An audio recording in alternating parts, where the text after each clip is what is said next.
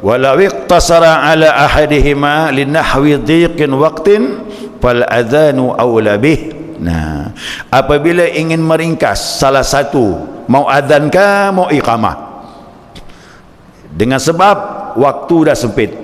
Ini waktu sempit dah ni, ya, gimana nih mau salat zuhur ni, tak lama lagi waktu asar tiba. Kalau pakai dua-duanya habis waktu, nanti adzan, habis adzan iqamah lagi. Nah, diringkas, mau pilih salah satu, maka dikatakan fal adzanu aula bih, adzan lebih utama. Tapi selama ini udah iqamah lah tu. Kena fikir iqamah cepat. Ini jamaah, ya, kalau kita adzan sendiri jangan seperti di masjid, lagunya panjang dah. Kalau di rumah kita adzan itu, kalau waktu sempit, sibuk dan sebagainya, hanya salat fardu di rumah, adzannya pendek saja. Jangan seperti adzan di masjid.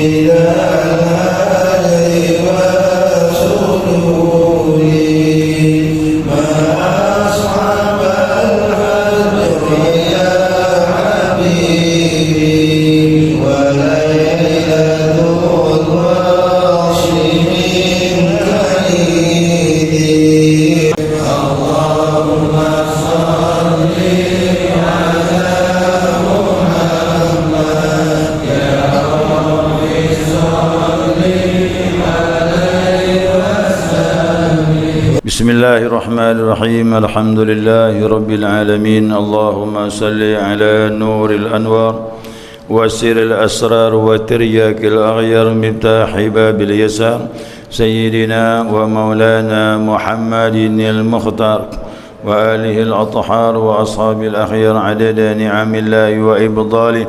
سبحانك لا علم لنا إلا ما علمتنا إنك أنت العليم الحكيم. اللهم ذكرنا ما نسينا وعلمنا ما جهلنا ولا حول ولا قوة إلا بالله العلي العظيم. قال مصنف رحمه الله تعالى ونفعنا بعلومه في الدارين أمين. جماعة الصبح رحمكم الله. السلام عليكم ورحمة الله وبركاته. Alhamdulillah, senantiasa kita mengaturkan pujian dan syukur kita kepada Allah atas izinnya subuh ini kita dapat melanjutkan kajian kita, mudzakarah kita, panduan kitab Fathul Muin. Tambahan mengenai azan. Nah, masuk mengenai hukum azan ya. Yusannu 'alal kifayati. Jadi azan ini hukumnya sunnah kifayah. Dia hukumnya sunnah tapi dibebankan satu orang saja sudah memadai.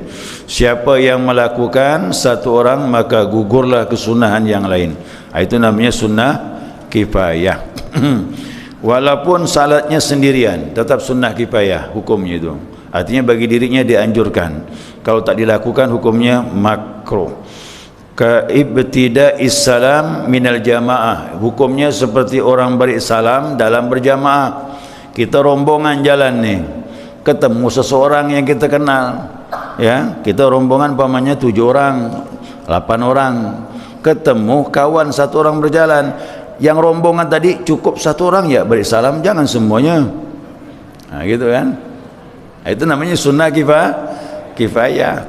Nah, cukup mewakili satu orang tadi yang beri salam, maka gugurlah kesunahan yang lain.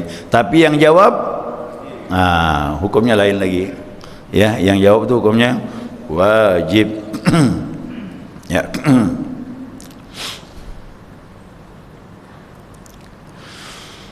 Wa yahsulu bi fi'lil ba'din adhanun iqamatun li khabarin sahihain. Didapatkan melakukan itu sebagian, artinya minimal satu orang tadi, maka gugurlah kesunahan tersebut, baik azan ataupun iqamah. Kemarin dia ditanya kan, bagaimana azannya lain, iqamahnya orangnya pun lain. Tidak masalah, tapi yang afdalnya orang itu yang melakukannya, karena ittiba di masa Nabi SAW. Nah, ini semuanya berdasarkan hadis yang sahih, ya, hadis sahih dari Imam Bukhari dan Muslim. Jadi kalau sahihain berarti ini hadisnya Bukhari dan Muslim. Nah, ini dasarnya sunnah kifayah itu, ya, sunnah kifayah ini dasarnya. Tapi ini hadis saya baca dulu, ya. Idza hadratis salatu falyu'adzin lakum ahadukum. Apabila telah tiba waktu salat, kata Nabi, maka azanlah salah seorang dari kalian. Apabila telah tiba waktu salat, ingin melaksanakan berjamaah, maka azanlah salah seorang dari kalian. Nah, salah satu yang dipanggil Nabi, kita berkelompok, salah satu di antara kalian, muncul satu orang, dah cukup memadai, yang lain gugurlah hukumnya. Bahkan ada ulama berpendapat wajib, hukumnya wajib, tapi maaf, wajibnya fardu kifayah, bukan sunnah kifayah. Nah, seperti Imam Qastalani dan juga imam-imam yang lain menyatakan. Nah, coba perhatikan, dia bilang, ya, waktu Nabi mengatakan falyu'adzin, hendaklah azan, ini perintahnya wajib, kata dia. Tatkala Nabi bilang ahadukum, salah seorang dari kalian, baru jatuhnya fardu kifayah. Tapi jumhur ulama berpendapat hukumnya sunnah kifayah, asal hukumnya itu. Nah, kita ambil pendapat jumhur, ya, pendapat jumhur. Ini hadisnya diambil penggalan, ya, jamaah. Kalau lengkapnya hadisnya seperti ini. Riwayat dari Ayub dan juga dari Abi Qalabah. Riwayat daripada Malik bin Al-Huwairith. Ini Malik Al-Huwairith ini sahabat Nabi SAW, bukan orang Madinah, jauh, tak disebutkan di mana kampung dia. Dia bilang begini, ya. Nah, Malik bin Al-Huwairith ini berkata, Ataitun Nabi sallallahu alaihi wasallam, Ataitun Nabi sallallahu alaihi wasallam fi nafarin min qaumi. Aku datang kepada Nabi SAW dengan kaumku, rombongan. Dia dari kampung datang ramai-ramai pergi ke Madinah. Kenapa? Ingin belajar, melihat daripada pelajaran Nabi SAW. Jadi Madinah itu kota besar lah. Di kampung-kampung berdatangan. Umpamanya Pontianak, dari Kakap datang, dari mana lagi? Dari Pinyoh datang. Begitulah dia. Ingin ke Madinah, berjumpa dengan Nabi SAW.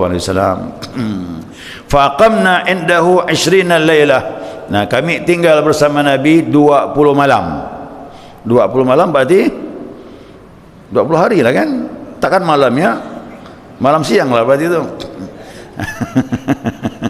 Nah, dia tinggal dengan Nabi 20 malam, tinggal di Madinah 20 malam tu, Pak. Lumayan tu. Jadi jangan sampai tanggung-tanggung, datang belajar sekali.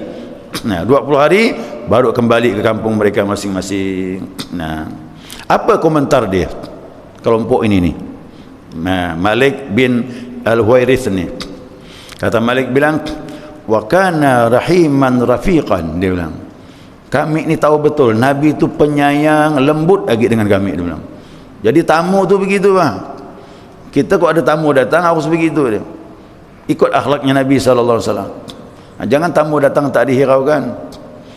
Ada orang datang ke tempat kita ni, kita hargai. Ingat, tamu cuma 3 hari, tapi kalau lewat berarti udah sama dengan kita itu dah. Makan apa kita makanlah, minum apa yang kita minum. Tapi kalau 3 hari boleh servis dia sebaik-baiknya. Lewat 3 hari biasa-biasa saja dah. Ya, maka tamu ingat, lewat 3 hari jangan nak ngotot makanan sebelumnya. Itu udah apa adanya itu dah. Nah, dia bilang kana rahiman rafiqan, Nabi itu orangnya penyayang, lembut lagi.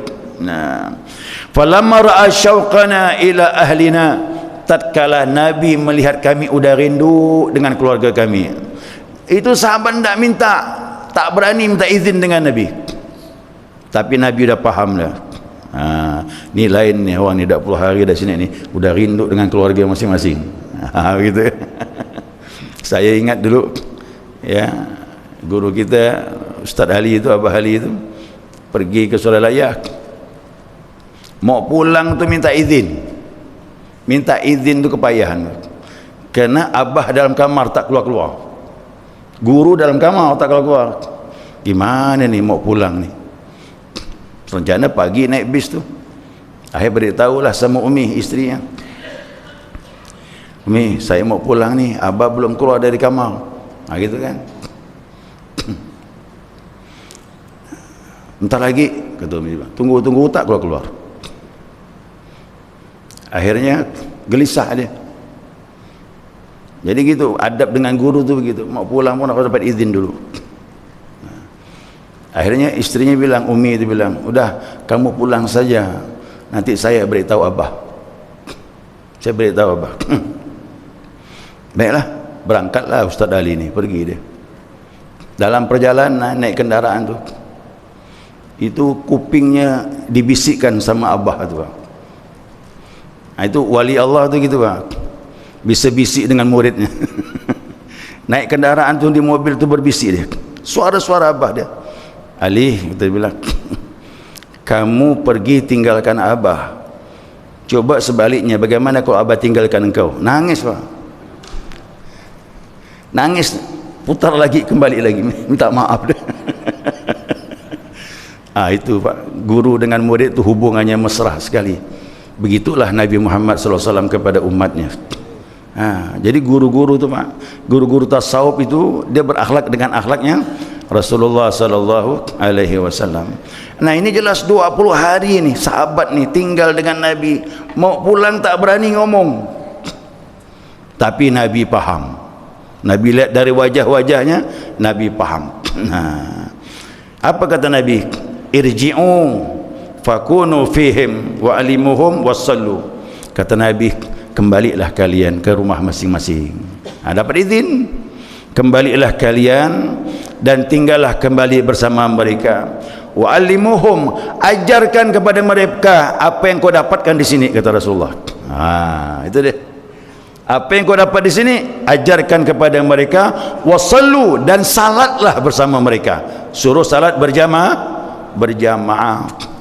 Fa idza hadarati salah, fa idza hadaratis salah falyu'adzin lakum ahadukum. Kalau sudah tiba waktu salat, hendaklah salah seorang dari kalian azan. Kata Nabi bilang itu. Wal ya'ammakum akbarukum, hendaklah yang imam di antara kalian yang lebih tua umurnya. Ini ada hadis khusus mengenai umur, Pak. Hadis yang lain yang jadi imam, pertama qiraatnya, yang kedua yang paham dengan sunnah, yang ketiga baru umur. Jadi umur itu nomor 3. Kalau sama bacaannya, paham agamanya kurang lebih, cari umurnya lebih itu. Apa sebab orang itu didahulukan, Pak? Yang ketiga ini, karena kebaikannya lebih banyak. Kalau kita salat, saya umur 50, ketemu orang tua umur 70, mana yang lebih banyak salat? Banyak yang lebih banyak buat kebaikan, tentu yang lebih tua umurnya, Pak. Jadi urut umurnya yang ketiga. Sekarang ni ya, qiraat dulu, kemudian paham agama sunnah, yang ketiga baru umur. Hadis inilah yang dipakai dalil mengenai azan. Kalau tiba waktu salat, kata Nabi, hendaklah salah seorang kalian azan. Jadi dipinta satu orang. Jadi jangan ramai-ramai azan, nanti bingung pula orang. Lidzakarin walau sabiyan, yang melakukan azan ini disunahkan laki-laki. Perempuan bagaimana? Nanti pembahasan. Kalau komunitas perempuan boleh, perempuan ada pengajian, sampailah waktu salat tiba, boleh dia azan sesama perempuan, dan jangan pakai pengeras suara. Cukup di ruangan itu, boleh, tak masalah. Asalnya perempuan itu iqamah sunnah, tapi azan boleh kalau komunitasnya sama-sama perempuan. Kemudian walau sabiyan, sekalipun yang azan tadi anak-anak, tapi ada ketentuan. Anak-anak yang mana ini? Ini sekarang ini kan kadang-kadang kita ada anak-anak yang azan. Lihat dulu, ada pembahasannya.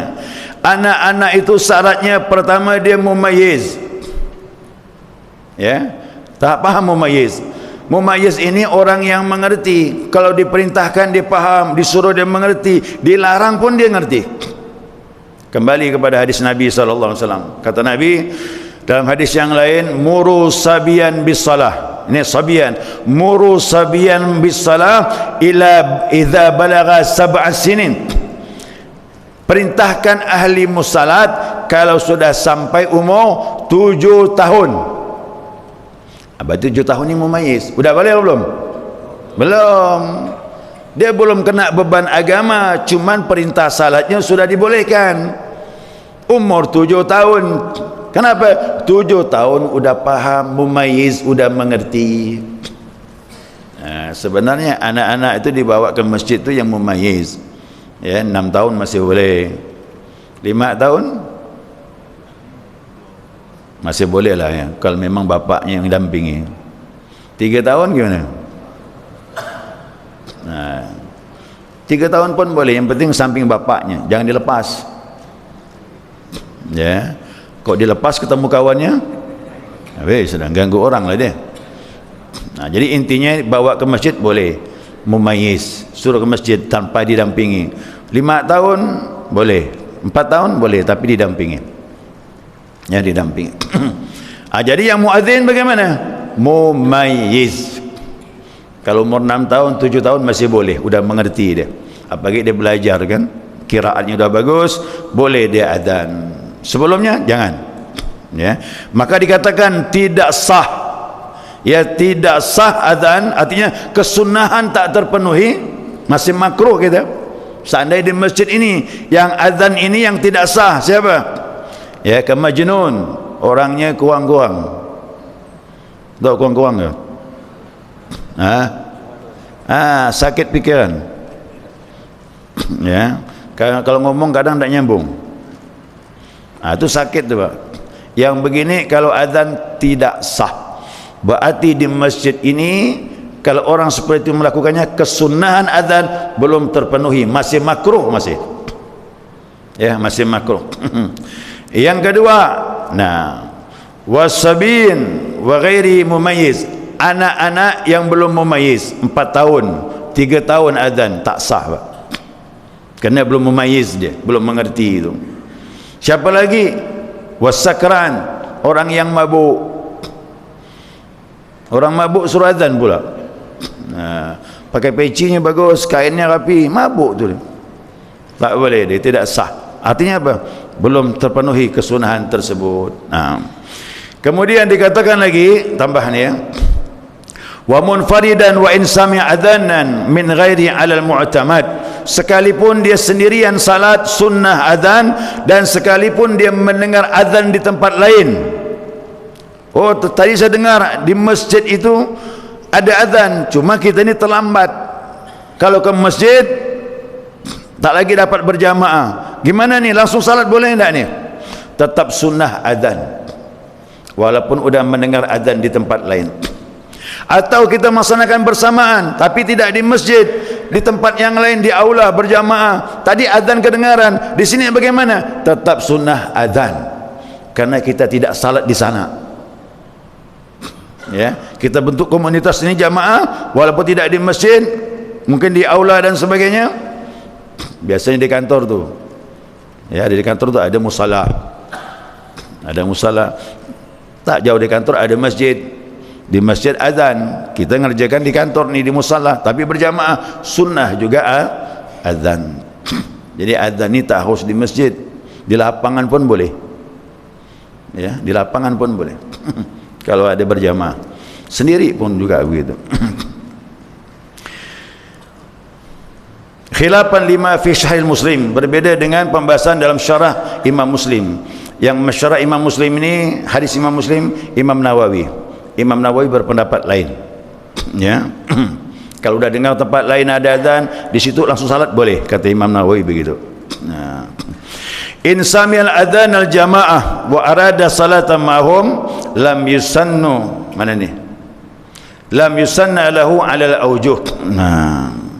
Jika mendengar azan berjamaah dan berkehendak untuk salat bersama mereka, tidak disunahkan azan menurut berbagai wajah. Ini betul.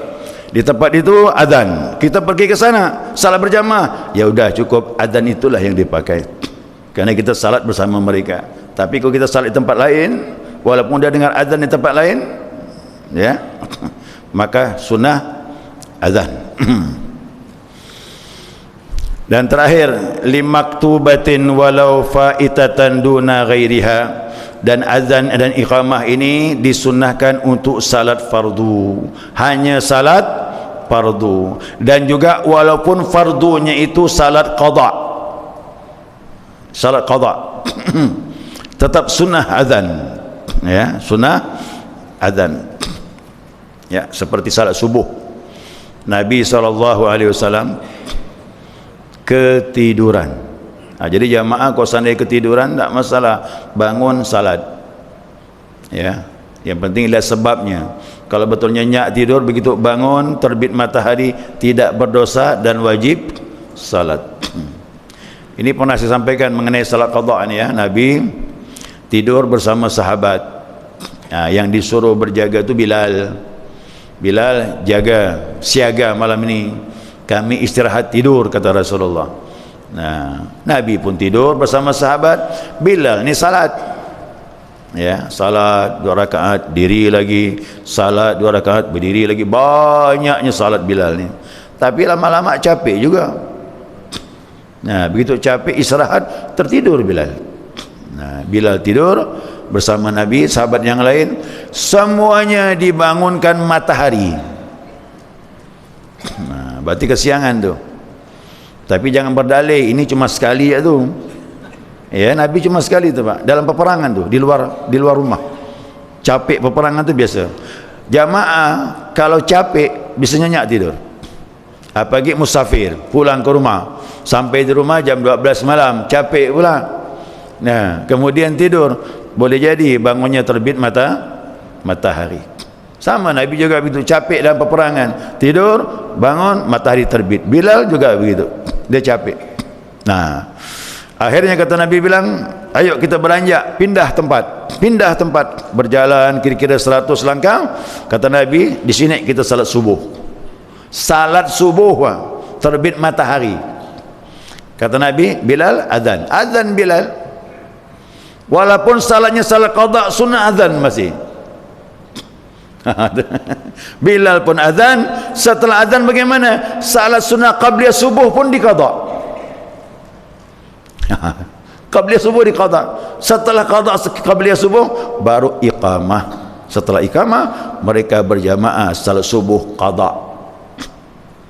Nah, jadi azan pun tetap sunnah walaupun salat qada. Hadis inilah yang menolak pendapat kalau salat qada tak perlu azan, tapi sunnah azan, berdasarkan hadis sahih dari Nabi SAW.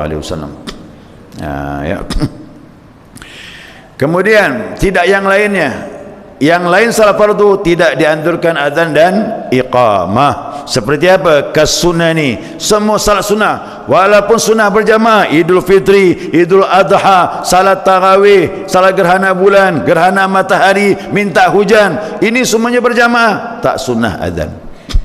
Cukup dipanggil dengan as-salatu jami'ah, as-salatu jami'ah, boleh. Mau disebutkan nama salahnya boleh. As-salatu li'idil fitri jami'atan rahimakumullah, boleh, sama itu panggilan. Itu pengganti azan. Ya, pengganti azan. Wassalatil janazah, demikian juga salat jenazah tak sunnah. Cukup bilang as-salatu jami'ah masih boleh. As-salah boleh. Halumu ila salah boleh. Ayo salat. Atau panggil terjemahan susah juga bahasa Arab. Ayo salat jenazah, ayo jemaah yang tak ada wudu silakan cepat. Boleh, tak masalah. Ya, yang jelas tidak pakai azan dia. Wal manzurah, ya, demikian juga salat nazar. Ya, wal manzurah itu nazar. Saya punya nazar. Nazar hukumnya apa? Nazim. Kalau saya hajat tercapai, saya mau salat 4 rakaat, salat sunnah, itu nazar nama itu. Begitu tercapai hajatnya, maka dia tunaikan salat tadi, namanya salat nazar. Usalli 4 rakaat, ya, Lillahi ta'ala, aku salat 4 rakaat kerana Allah Ta'ala untuk menunaikan nazar tadi. Allahu Akbar. Ini hukumnya apa? Wajib. Walaupun dia wajib tak pakai azan, ya, tidak pakai iqamah. Ya, penutup, walau iqtasara ala ahadihima linahwi dhiqin waqtin fal adzanu aula bih. Nah, apabila ingin meringkas salah satu, mau adzan ke mau iqamah, dengan sebab waktu dah sempit. Ini waktu sempit dah ni, ya, gimana ni, mau salat zuhur ni tak lama lagi waktu asar tiba. Kalau pakai dua-duanya habis waktu, nanti azan, habis azan iqamah lagi. Nah, diringkas, mau pilih salah satu, maka dikatakan fal adzanu aula bih, azan lebih utama. Tapi selama ini udah iqamah lah tu. Kena fikir iqamah cepat. Ini jamaah, ya, kalau kita azan sendiri jangan seperti di masjid, lagunya panjang dah. Kalau di rumah kita azan itu, kalau waktu sempit, sibuk dan sebagainya, hanya salat fardu di rumah, azannya pendek saja. Jangan seperti azan di masjid. Nah, ini waktu dah habis, azan seperti di masjid, 5 menit azannya. Azan tu 5 menit Pak, ya. Saya sudah ukur dah, di mana-mana azan 5 menit. Kalaupun ada lebih 7 menit tu dah terlalu panjang dah tu dah. Terlalu panjang. Jadi azannya di rumah, Allahu Akbar, Allahu Akbar, Allahu Akbar, Allahu Akbar, asyhadu an la ilaha illallah, asyhadu an la ilaha illallah. Itu kalimat azan pakai, boleh. Yang penting kalimatnya azan, bukan kalimat iqamah. Nah, dipanjangkan itu di masjid diperlukan supaya menjangkau orang-orang yang jauh. Makanya Bilal dipanjangkannya, kenapa? Keraskan suaranya supaya bisa menjangkau orang yang di rumah. Yang di rumah turun deh, pergi ke masjid. Sekarang alhamdulillah tidak original Pak, pakai sound system, bisa menjangkau berapa ratus meter Pak. Jadi udah gampang, pelan-pelan suara pun insyaAllah terjangkau, kena ada toa tu, corong di atas tu, sampai kepada orang yang mendengar. Wallahu a'lam. Selesai sudah, ya. Nah, kemudian nanti kita bahas mengenai azan subuh, ada khusus pembahasannya, insyaAllah pertemuan akan datang. Ya, jemaah sekalian, sekedar cukup. Mungkin ada satu pertanyaan, boleh? Sebelum saya tutup. Boleh jadi imam di tempat di mana mereka sampai tiba, tapi dapat izin dari orang di situ. Itu ketentuan. Orang setempat itu dialah yang lebih berhak jadi imam daripada musafir pendatang. Nah, kalau musafir itu orang yang mengerti agama, orang yang alim, diketahui ini orang yang baik, nah boleh disodorkan jadi imam. Tapi dia tidak boleh langsung jadi imam kecuali dapat izin. Nah, orang setempat di masjid itu memberi izin, Pak silakan jadi imam, maju. Kalau tidak, jangan. Ya, itu namanya su'ul adab. Kita pendatang mentang-mentang pakainya bagus, pakai imamah, pakai tongkat lagi, janggut panjang, lalu maju ke depan, tak boleh. Tak boleh. Ini masalah hak. Ya, hak orang setempat tu lebih kuat daripada kita pendatang. Saya pun kau berada di daerah, walaupun jamaah sudah nunggu, maka saya persilakan dulu imam tetap. Ya, dia bilang, Pak Ustaz jadi imam. Udah, kau dah begitu, dapat izin, maju. Kalau enggak, jangan. Nah, kadang-kadang orang setempat itu mana apa? Dia ada keinginan kuat jadi imam, apalagi imam tetap yang ditunjuk, dia lebih berhak. Kalau di Malaysia tu imam tetap itu sudah ditunjuk oleh kerajaan, ya, dan dia digaji Pak. Imam digaji, muadzin pun digaji. Kalau ada imam tetap sudah ditunjuk oleh kerajaan, kalau sana kita ni pemerintah sudah menunjuk, bahkan dia diberi honor, maka ustaz mana pun tak punya hak Pak. Ya, ustaz mana pun tak punya hak dia. Kerana sudah dia ditunjuk, bahkan dari pemerintahan, sultan tu punya kekuasaan kuat kat negara Islam. Kau dah menunjuk seorang jadi imam, maka yang lain tidak bisa menggeser dia. Dia lebih berhak. Sealim apapun pendatang atau orang di situ, sealim apapun, tidak punya hak jadi imam kecuali imam tetap itulah. Ya, makanya di Malaysia, biar di kampung sekalipun jangan berani masuk ke depan bang. Tahan kena. Apa kau ni? Yang main-main sana. Imam dah ditunjuk dah. Ya. Mengajar pun juga begitu. Dapat izin daripada mufti. Mufti itu perpanjangan tangan kerajaan, baru boleh kita ceramah. Kalau tidak, tak boleh. Bagus juga tu Pak, kerana menjaga banyak aliran-aliran yang masuk yang bisa merusak akidah dan buat resah. Itu yang dijaga tu Pak. Ya. Nah, makanya di sini ni paham-paham yang suka nyalahkan orang tu Pak, tahu kan? Berkembang. Malaysia sulit berkembang dia. Maka sana pakai mufti, ada fatwa mufti itu. Maka Ramadan aman Malaysia dibandingkan Indonesia. Mufti yang berfatwa, ormas tak boleh ngomong. Kalau mufti sudah menentukan kapan Ramadan, kapan Lebaran, udah sami'na wa ta'na. Itu hebatnya. Saya harap maunya begitu. Kalau masalah agama ini, jangan semua orang boleh ngomong. Kacau lah. Ya, kacau dia. Jadi pendatang dia tak punya hak. Dapat izin, silakan jadi imam. Ya, kerana masalahnya ini masalah rahmah. Rahmat Allah akan turun kalau di dalam salat sama-sama semuanya redha. Itu dia. Semuanya redha, rahmat Allah turun. Dan apa kata Nabi? Siapa jadi imam yang tak disenangi oleh makmumnya, itu salat cuma sampai di kuping, kata Nabi. Faham kuping? Tak naik. Ya, tidak naik ke hadirat Allah Subhanahu wa taala. Itu yang kita khawatir seperti itu. Makanya adab berjamaah ni banyak. Ya, demikian. Subhanakallahumma wa bihamdika asyhadu an la ilaha illa anta astaghfiruka wa atubu ilaik. Allahumma salli ala Muhammad.